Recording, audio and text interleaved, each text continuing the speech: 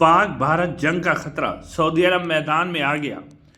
ذرائع کے مطابق پاکستانی جو نائب وزیر اعظم ہیں اسحاق ڈار صاحب، ان کا رابطہ ہوا سعودی عرب سے۔ بھارتی اقدامات پاکستان نے سعودی عرب کو اعتماد میں لے لیا۔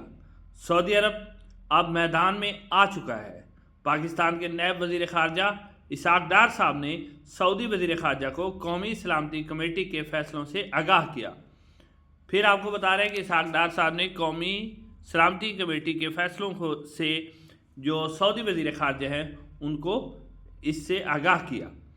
سعودی عرب کے وزیر خارجہ شہزادہ فیصل بن فرحان کا اپنے ہم منصب اسحاق ڈار سے ٹیلی فونک رابطہ ہوا اور اس کے حوالے سے تفصیلی بات چیت ہوئی۔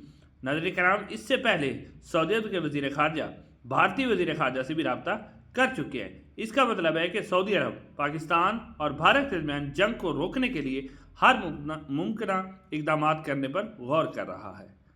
سعودی عرب پوری کوشش کر رہا ہے۔